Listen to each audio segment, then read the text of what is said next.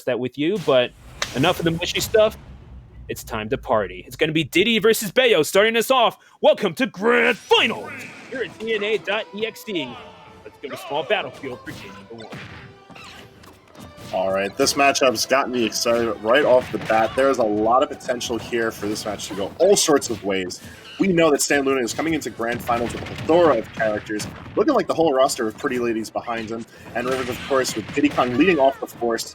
This matchup in particular, I feel like there's a lot of opportunity for Diddy to just make everything bad for Bayo worse. Like, poor landings are just going to be heavily punished. Any type of whiff is going to be resulting in no stage whatsoever to play on. Like, StanLoona needs to make sure to minimize any and all mistakes moving forward, or else Rivers is going to rip them to shreds. Yeah, I mean, you were talking about this. You weren't even entertaining the idea, it seemed like, of StanLoona potentially taking the set off of Rivers, and indeed, Rivers is going to draw first blood at only 29%, Hangman. I might be coming around to your point of view. Listen, man, call it bias, call it analysis, call it whatever you may. I'm going to be impressed that StanLoona can strip the paint off of Rivers, let alone take games, take sets. Because I feel like all the characters that StanLoona is bringing to the table here, and specifically their comfort style of play, is something that Rivers is able to pick apart with his Diddy Kong specifically. Not just with the Crom that has gotten him so much acclaim at Ultimate, but just what Rivers is able to accomplish with Diddy Kong, I feel it's very effective against the likes of Zelda, against the likes of Palutena, and even against a character as niche and dangerous as Bayonetta. I mean, there's definitely something to be said about the Crom. I mean, I feel like I could throw out the statement single best Crom in the world, and not a whole lot of argument could come from too many people. Certainly you could name names, but I mean, if I said it was Rivers, not a whole lot of people would, scoff at me, to at least put it that way. But Rivers, right now with the Diddy, the revitalization of this character is in full swing, and going back to their Smash 4 character, it's definitely they have definitely shown why this character is so good, and this isn't even the first time that we've seen it. We've seen them put in quite a little bit of work at it, even during the twilight of the offline tournaments. As far back as 6 months ago, I believe it was a certain tournament in Atlantic City where they were showing off the Diddy and Losers Final, in fact. Yeah, this is certainly not Rivers Diddy's first rodeo here in Ultimate, but I feel like in this specific situation, when you consider online play, when you consider a passive opponent, when you consider the type of characters ahead of us, it's all green for Rivers.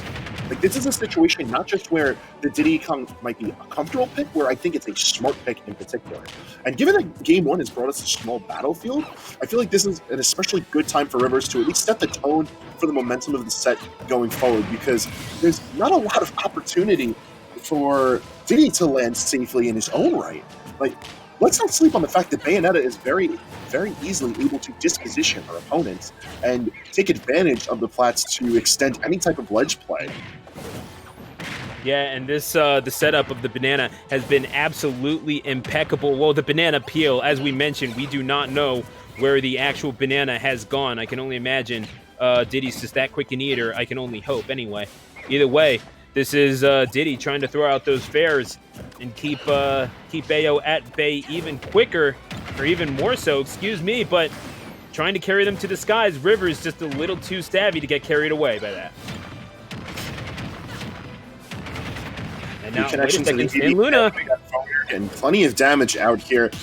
All things considered, it's a fairly even battle, but that banana peel is going to be a big determinator of who's able to control that centermost portion of the stage. And just like that, Rivers with banana in hand is able to take Game 1. Yeah, so that's Rivers taking Game 1, and perhaps we could have predicted it, but StanLoona did not make it quite as easy a proposition as perhaps some of us were expecting. So take us through that game number 1. What did StanLoona do right that perhaps they can expound upon in game number 2 with the benefit of a stage counter? I think it was just the aggressive ledge play. Just able to catch Rivers out on a lack of resources is what Bayonetta excels at. Like, as long as the Bayonetta player is able to maintain their resources well, They can outlast any character in this game. It's just there's a lot of heavy decision making that goes behind all of that. And when you minimize the amount of stage that your opponent has to play on, of course, the ledge being where you're going to have the least, because at that point, you're off stage. Like, that's where Beta is going to be the strongest. And that's where we saw StanLoona really get the chance to play well. Not just play the game, but play well. Moving on to game 2, I feel like the Bayonetta pick is still strong, dependent on the stage we're moving on to, but that offstage and ledge play is going to be very important for StanLoona to control.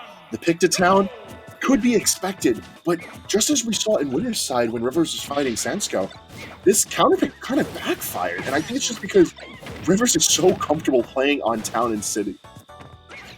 Yeah, I mean, taking Rivers to town and city is that's a choice, man. It's a dangerous gambit because you're playing the matchup on paper well. Like, Bayonetta loves to play on town and city. There's a lot of opportunity to extend combos, a lot of opportunity for safe landings. In general, you get to control the stage very effectively. But when you got someone like Rivers, you may as well have dual citizenship to town and city. Like, you're putting a lot at risk to play a matchup well on paper. Oh, man. Town and city is, basically where Rivers has lived. And it doesn't even matter what character they've been playing. They just know the stage oh so well. I mean, it was kind of like a meme in Philly, like taking Juice to Smashville. You might as well be signing your own death warrant. That's kind of the same way with Rivers on this particular stage. And not even sure what it is. They just kind of have an affinity for it, I guess you could say. But either way, that pop gun going to find its mark. Rivers showing off their sniping acumen, and certainly with the banana as well, as they're, again, the item play of Rivers remains unmatched in this bracket thus far. The banana on the ledge. StanLoona just has not been able to find a way in as we are approaching the 2-minute mark ever rapidly. Yeah, the monkey flip right to the face. Are you serious, man? Oh, no. I feel like StanLoona just hasn't had an opportunity to really lock down Rivers' movement. Like, Rivers is moving super fluidly from ledge to ledge. Again, it's mostly because of monkey flip.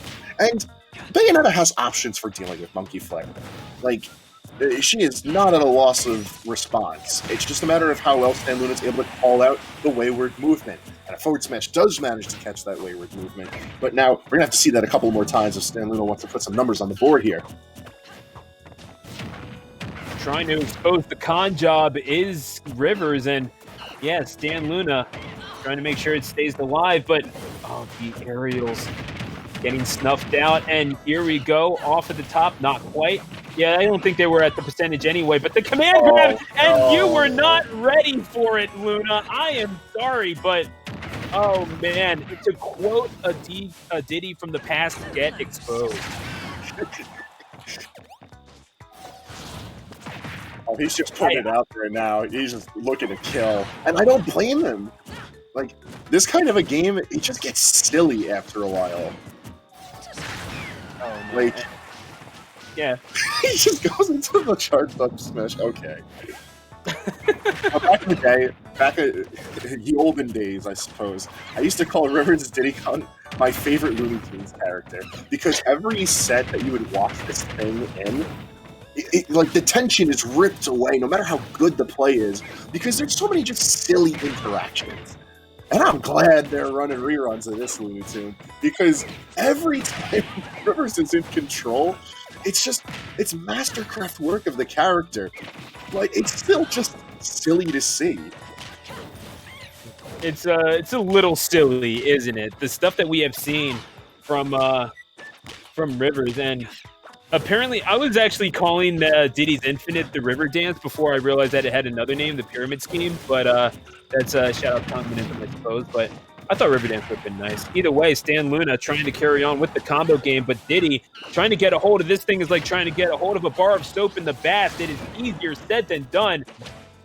The upbeat back to the ledge, utilizing the jetpacks pretty well, but oh no, it's going to be right into the up smash, and Rivers just too quick for the eye to follow, and StanLoona on might be up as Rivers goes up 2-0.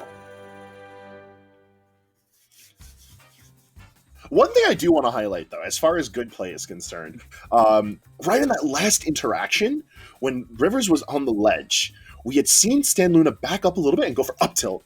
And I think that was a great adaptation because he went for that up tilt to catch the monkey flip that was to be expected. And I kept on bringing this up that Rivers' use of monkey flip on Town and City has given him free passage from ledge to ledge. He's just moving super free. So developing a response to that, I think, is really good. The problem is that you did it in a situation where, like, you sort of showed your hand too early.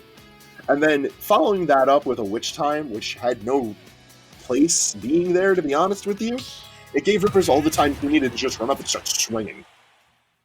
But it shows that StanLoona is learning. It shows that he's aware of what he needs to adjust to try and take this game. Moving on into Game 3, I'm hoping that all of those lessons compound into something tangible for him. Otherwise, we're seeing the 30 and a handshake, and we're leaving on a Rivers win. I mean, if I could break it down in New Yorker terms, it's like, the thing is, it's like Mariano Rivera throwing cutters. Just because you know it's coming doesn't necessarily mean that you can hit the thing.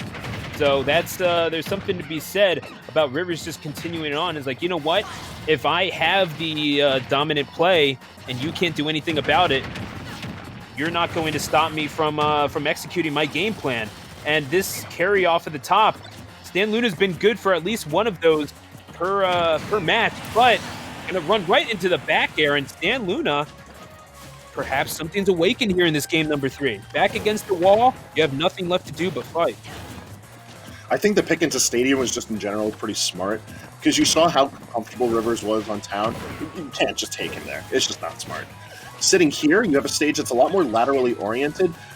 Diddy Kong can control a pretty wide array of space, but he can't control Stadium from ledge to ledge. Not with the same efficacy that we see from like the Animal Crossing stages or even the battlefields. Here, Bayonetta is going to run control, able to move very fluidly, able to move very aggressively as well. I think this is a good pick from StanLoona, and it's very clear to see that it was a comfortable choice as well, as we see the damage deficit building pretty heavily, as well as the stock lead not really being threatened too much right now. Yeah, there hasn't really been a reason for Rivers to switch things up until just now, but as StanLoona is getting into the triple digits, finally, Rivers getting carried forth into the upper parts of their damage percentage. We've seen them make more absurd comebacks before, certainly in this very bracket, Hangman, lest we forget winner's final. But yeah, this is a doable proposition at the very least, but still, I mean, comeback combo win against Bayo is always kind of a tough ask. And StanLoona, I can't imagine, is about to make Rivers' life any easier. Yeah, you brought up a good point. When it comes to comboing Bayo, if you don't have like true damage building forward, you always have to presume that you're in threat of Bats Within just getting the Bayonetta out of there. And I think Rivers has a very strong sense of awareness for that threat because we haven't seen Bats Within act as an aspect of this match at all yet. In fact, Witch Time has only come into play whenever StanLoona has gone forward to Witch Time the banana. In fact, another attempt right there, which is very smart to do. However, again, Rivers is aware of that threat, and it's been putting a very strong distance from StanLoona. It's so odd to see this in grand finals because I look back at Rivers' sets through top 8 thus far. Even though it was a 2-0 on Hungry Box, it never seemed like H-Box was out of any one of those games, and that just goes to show how solid and fundamentally sound a Smash player he is and how that translates from game to game. You talk about Sansko, where he did drop a game, but it never truly felt like the set was out of their reach. And yeah, even now, when you talk about how he seems to be cruising through this bracket with ease and kind of treating StanLoona, I wouldn't say with kid gloves at all, but this is a worthy adversary. But Rivers doesn't seem like he's sweating this all this much. Yeah, no, he just seems pretty comfortable. He's getting away with his game plan. He's getting away with his damage. Like, he's playing how he wants to play, and StanLoona has not really presented enough of a threat for him to alter that. We see here and there StanLoona takes the banana and waits on the opposite side of the stage, which I think is an excellent response to how Rivers has controlled the stage, but those little breaths of life are few and far between, and Rivers is not shaken by losing control for a moment because he just has this set so under wraps. The Yeah, fact that that witch time occurred while he was on ledge was a tragedy. That could have been StanLoona's opportunity to take things away here, or at least even it up. a big opportunity for StanLoona, but I mean, it's the door might be cracked. Still, you are well within the range of the exit yourself. And now you're going to get monkey flip. That could very well be the coup de grace. Just like that. Yep. Second out of 116. GG's James. Tonight, we have our winner being Rivers. A very strong performance from StanLoona, but it just seemed like Rivers is in absolute control for all of that grand finals performance. Too many tournament miles for StanLoona to handle, and it's not like StanLoona's a slouch themselves, but eventually the jig was up, the con was found out, and Rivers is going to utilize that experience that they used both online and offline to win DNA.EXE. So once again, folks, shout outs to all of you who are watching this tournament. Wherever you're watching this, whatever you're drinking, honestly, this is water, I promise. Just certainly want to thank you for joining us, taking this moment out of your lives to revel in the glory that is Smash Ultimate. What can I say? Because when you see high quality Smash play out in front of you, Hangman, it gives you a whole new appreciation of the game, and really just in of that, the community that helps foster it. I always find myself in the minority of individuals who genuinely enjoy Smash Ultimate. So anytime I hit the mic, I do my best to try and at least convey why I love Smash Ultimate, why it's possibly my favorite installment of Smash as a franchise. There's so many things, the little interactions that are just fascinating.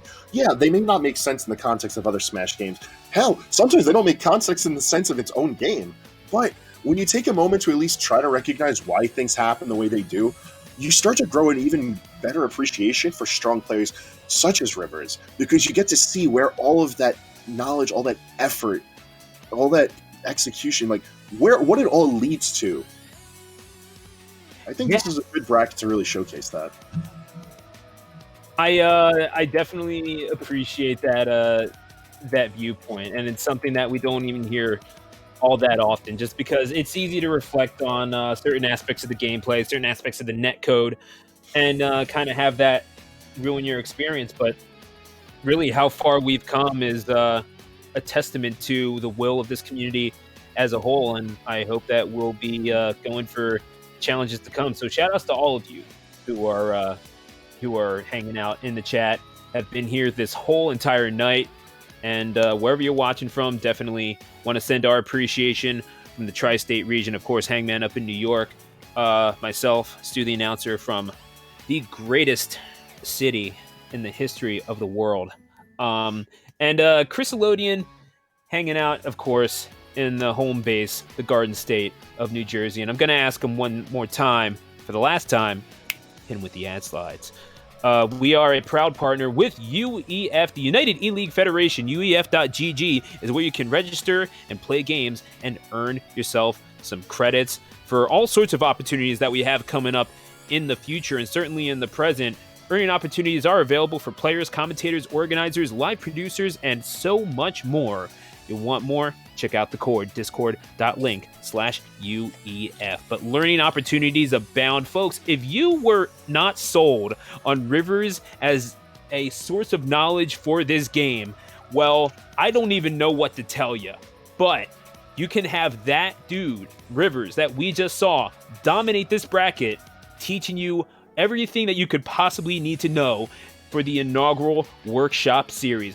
Wednesdays and Thursdays at 3 p.m. from Nevermore's finest. Rivers 3K student and spectators passes are available right now, starting at $5, or certainly use those credits that you've accumulated through these Master Hand Gaming tournaments. UEF.GG/learn-more. Hangman, tell them about Glintendo. Man, do I have to say something about Glintendo? I guess I gotta say something about Glintendo. Well, at least his circuit. Let's talk about the Glintendo circuit. If you find yourself a fan of Mario Kart 8, you can play online with the Tri-State crew, even from outside of Tri-State, every Sunday. Master Hand Gaming holding down competitive Mario Kart. It's a nice break from seeing Smash, seeing other fighting games, and being able to enjoy a game that you like, but you still want to prove you're the best. Absolutely, and that's there's no better place to do it, no more hype place to do it. It's all the degeneracy of the tri-state region. And you know what? A little bit of the skill, too, because the world brings their best for the Glintendo circuits. And I did see a few of you in the chat. Shout out to Melpole, who's been carrying some of the streams, if I'm being completely honest. So we definitely need some streamers. So if you want to enter, tournament code is right there. Go ahead, hit the screen cap, grab a pen and paper, type it in your notepad, whatever it is that you need to do, and stream. If you want to tell us about it, we'll definitely shout you out on the air. But if you want to watch, you tune in here every Sunday at 7 on twitch.tv/masterhandgaming. But Breakpoint is the weekly, Wi-Fi weekly, happening every single Friday, and it's going to continue being a shout out to the Wi-Fi scene until even after offline comes back. It's brought to you by the Collision Series and all the good folks behind it. Hangman, that includes you, and it happens every Friday night at 7 p.m. Eastern. Go ahead, sign up, smash.gg/breakpoint, and you're going to want to tune in on our sister station, twitch.tv/collision smash. Chriselodian has been our producer. Follow them on Twitter at Chriselodian. Hangman, what's going on in your life? Tell the good people. If you want to see what I'm up to, you can follow me at HangmanXII. Follow me on Twitch, even though my Twitch is a little sleepy right now. Follow me on Twitter. And of course, Stu, where can we find you outside of here commentating? Yeah, you can find me on Twitch and Twitter at Stu the Announcer. So once again, folks, like to thank you for joining us. The final score in Grand Finals was Rivers taking it over StanLoona by a score of 3-0, and that is going to do it for us. So from all of you, from all of us here in the Smash capital of the world, to all of you, wherever you may be, thank you for spending this portion of your lives with us. We're Master Hand Gaming saying good night and happy smashing.